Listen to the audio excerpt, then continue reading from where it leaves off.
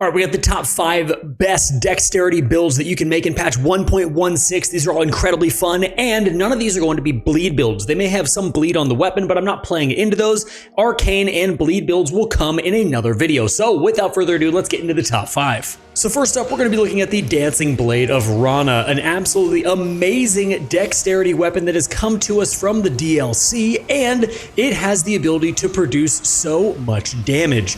You are going to be using the unending dance Ash of War, which is going to allow you to spin around in a dance, slashing your enemy over and over and over again, making it so you can build successive attacks incredibly fast. Now, there is one downside to this weapon, which is you don't have any hyper armor once you start using it, or you have very little hyper armor once you start using the unending dance. So we've negated that with one of our tiers in our flask, which we're going to talk about in just a minute.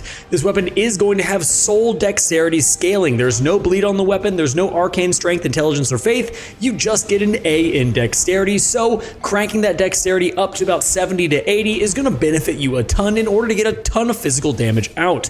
We are going to be using successive attack talismans as well as boosting the unending dance Ash of War, and just for kicks, we are going to add some lifesteal back into this build because you will take damage once you start the unending dance Ash of War. Now, it should also be mentioned that this is a curved sword, so you are going to have that really nice curved sword jump attack that hits 4 times, as you've seen me do in the video before. We are not speccing for a jump attack build, but as you can see, without the claw talisman or the raptor's black feathers, you're still going to get an incredible amount of jump attack damage when you use this weapon with the scaling that it does with dexterity. For the build, you use the Dancing Blade of Ranah as well as a dagger with Golden Vow on it. I don't know why I have the white mask here. Use the Rakshasa armor set. I don't know why that's there. Put a Shard of Alexander, the Milson's prosthesis, as well as the Rotten Wing sword insignia and the Godskin swaddling cloth, or if you want more poise, use the Bulgo's talisman. For your flask, you're going to use the Laden Hardtail as well as the Thorny Cracktear, and for your buffs, you are going to use Flame Grammy Strength. The stats are located right on the right side. This is level 150 build on New Game Plus 5. So next up, we are going to have the Keen Nagakiba build. Now, you can't have a dexterity build without adding the Nagakiba. It is consistently one of the best performing weapons when it comes to dex builds. Between your physical damage and the A it gets in dex scaling, as well as the innate blood loss it has on the weapon, you can just make so many different variations of builds. But for this particular weapon, we have gone with the Unsheath Ash of War, and we are going to be working with a stance build. Now, Unsheath has become absolutely god tier, especially with the Rolana's cameo talisman, which we are going to be using, and the secret to this build is deciding when to use Unsheath and when not to. There are many times when you can use Unsheath incorrectly and it makes the build a lot harder to use and you'll get absolutely wrecked. And if you can find those windows of opportunity when Unsheath is going to really be able to pour out a ton of stance and stamina damage as well as physical damage, then you are going to have a lot of fun with this build. This build is all about timing, and we are not going to be using this weapon two-handed because the Unsheath Ash of War does not get the benefit from the two-handed sword talisman. Alright, so for this build, you're going to be using the Keen Nagakiba with the Unsheath Ash of War. You're going to get an A in dexterity and some really great physical damage. For my armor, I'm using the entire Rakshasa armor set for plus 8% additional damage. I'm also using the Milson's prosthesis to boost the dexterity and for that successive attack power. I have the Rolana's cameo for our Unsheath, the Shard of Alexander to make Unsheath hit harder, and the Dragon Crest Great Shield Talisman. Now, if you find that you are two-handing the weapon after you're using Unsheath, then replace the Milson's prosthesis or the Dragon Crest Great Shield Talisman with the two-handed sword talisman. Now, for your flask, I'm using the Blood-Sucking Cracktear for that extra 20% damage, and the Stone Prob Cracktear because our Unsheath does a ridiculous amount of stance damage. This will help break stances easier. Now, when it comes to our buffs, we are going to be using Flame Grammy Strength and Golden Vow, as well as Beastal Vitality to offset a little bit of the Blood-Sucking Cracktear. And our stats are going to be 50 Vigor, 20 Mind, 23 Endurance, 19 Strength, 80 Dexterity with that Milson's prosthesis, 9 Intelligence, 25 Faith for Flame Grant Me Strength and Golden Vow, as well as 8 Arcane. And if you're enjoying the content, make sure to subscribe, hit the bell notification on the way out. We also have a Patreon with a ton of free content, so make sure to go check that out as well. Now let's get into the next build. Now next up, we have another stance build, the Wing Stance Keen Milady. This is going to have a B scaling in dexterity and you are going to be able to once again build up successive attacks like crazy, as the light greatsword moveset is quite possibly the best moveset in the entire game. You're going to be able to slash through your enemies with ease. Your heavy charged R2s into your light attacks are going to be a great way to build up the successive attacks, and because we are using wing stance, we are also going to be using the Ranah's cameo. Now, once again, just like the Nagakiba build, we have to decide when wing stance is appropriate. If you misuse wing stance, it's going to be one of the most frustrating Ashes of War to use in the game. However, if you can tie all your combos together and appropriately use wing stance to where you can get the Ranah's cameo buff, then this build is going to make Elden Ring easy for you. Now, I know the Milady can be decked out in a bleed affinity and absolutely shred, and maybe that will be in the Dex Arcane build video. However, I wanted to keep this weapon affinity free just so you can use any grease that you want on the weapon. This way you will be prepared for any situation that you get into. If you're fighting a tree here like I am, you can put some flame grease on it, or you can switch between frost or blood grease if you want to do that. It just makes for a really diverse build, and a build that can be prepared for any situation you come across with an Elden Ring. So for this build, we're going to be using the Keen Milady, which is going to have a B in Dexterity. If you want the extra 8% damage, use the entire Rakshasa armor set. For our talismans, we're using the Millicent's Prosthesis, the Rotwing Sword Insignia, the Shard of Alexander, as well as Ranah's cameo for our wing stance on the Milady. For our Flask of Wondrous Physic, we're using the Blood-Sucking Cracked Tear and the Thorny Cracked Tear.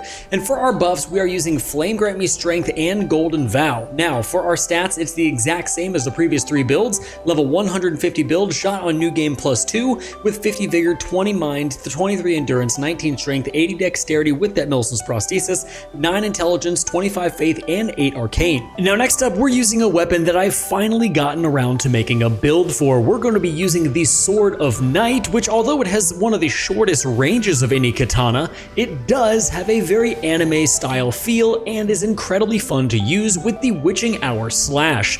Now, the Witching Hour Slash is a chargeable Ash of War, so you will be able to use the Godfrey icon for that extra 15% damage. However, you don't have to charge it and can look for different windows of opportunity to use a charged or uncharged Witching Hour Slash. This does have the ability to build up hemorrhage on your enemy, and it can build up blood loss incredibly fast. However, we're not stacked for blood builds in this video, and I did find that in the new game that we are in, it was doing a really good amount of damage anyway. Now, once again, just like the previous few stances, you are going to have to choose your windows of opportunity well with this weapon. As you can see, you either can do a devastating amount of damage, or if you don't look for the correct window of opportunity to use it, you will get staggered out of it, and that is one of the main problems I found with this build. No matter what you do, unless you have a really high amount of poise, you are going to get staggered out of the Ash of War anytime that you get hit. I found that a little bit of hyper armor added to this weapon would have been incredibly beneficial, but that could also have made it a little bit overpowered. Now, much like every DLC weapon, when it comes back to base game, as you can see in this video, it just absolutely shreds every single boss. So going into the DLC, this build performs incredibly well, but once you take it out of the DLC back into base game, you will literally shred through everybody, and this is an incredibly fun build and weapon to use. Now, for this build, you're going to be using the Sword of Night at +10. You're also going to be using the entire Rakshasa armor set for +8% damage. Now, for our talismans, we're using Millicent's Prosthesis, Rotwing Sword Insignia, the Shard of Alexander, as well as the Godfrey icon, as the Ash of War Witching Hour Slash is chargeable. We're also going to be using the Blood-Sucking Cracked Tear and the Thorny Cracked Tear for our flask. And when it comes to your stats, this is going to be a level 150 build with 50 Vigor, 20 Mind, 23 Endurance, 19 Strength, 80 Dexterity with that Millicent's Prosthesis, 9 Intelligence, 25 Faith for Flame Grant Me Strength and Golden Vow, as well as 8 Arcane. Now, there is a typical problem with this weapon with not having enough poise, so if you want to swap out one of the successive attack talismans for the Bulgo talisman for extra poise, you can definitely do that so you won't get staggered out of Witching Hour Slash as much as possible. Now, for the very last build we're using, we are going to be using the Keen Backhand Blades. Now, although this gets an S scaling in Dexterity, I didn't want to use the Backhand Blades the way people typically do, and I've found a way to use them incredibly well, and that is to pair them with a guard counter build. The reason being is you can use guard counters with this weapon in order to pull off a 3 to 4 slash attack. When you retaliate with a guard counter, you will spin around twice and hit your enemy a bunch of times, building up successive attacks really fast and allowing you to completely melt through bosses and enemies. Now, with this being a guard counter build, we are also going to pair this with the deflecting hard tier, allowing for our guard counters to hit exponentially harder, and when you guard at just the right time, you'll be able to slap back at your enemy, just shredding them down. You're also going to get a really nice amount of mobility with these weapons, as the blind spot Ash of War is just incredible for pretty much giving you a free iframe dodge into an attack, and it also allows you to reposition around your enemy to where you can either get off a heavy charged R2, slash a few times with some light attacks, and then repeat that process, timing that guard counter so once you do hit them, you can spin directly through them, possibly breaking their stance and getting off a critical. Now for this build, we're going to be using the Keen Backhand Blades, which is going to give you an S scaling dexterity. We're going to use 3 pieces of the Rakshasa armor set and then the Bullgoat Greaves for some extra poise. And speaking of poise, we're going to be using the Bullgoat's Talisman. All this is going to give us around 93 poise. Then we're going to be using the Rotwing Sword Insignia, the Curved Sword Talisman, and the Shard of Alexander. Now for your flask, you're going to use the Deflecting Hard tier and the Thorny Crack tier. And for your buffs, you're going to use Flame Grant Me Strength and Golden Vow. Now I am using 50 Vigor, 20 Mind, 23 Endurance, 19 Strength, 75 Dexterity, 9 Intelligence, 25 Faith, and 8 Arcane. This is a level 150 build on New Game Plus 2. And guys, that is going to be it for this particular video. Let me know what you guys want to see next. I'm working on 1.16 builds. So far, we've done Strength and Dexterity. I'm probably going to either do Strength Arcane or Dex Arcane next, and eventually we'll get to Intelligence and Faith. So with that being said, thank you guys so much for being here. I appreciate it, and until next time, stay safe, enjoy the game, and I'll see you in the next one.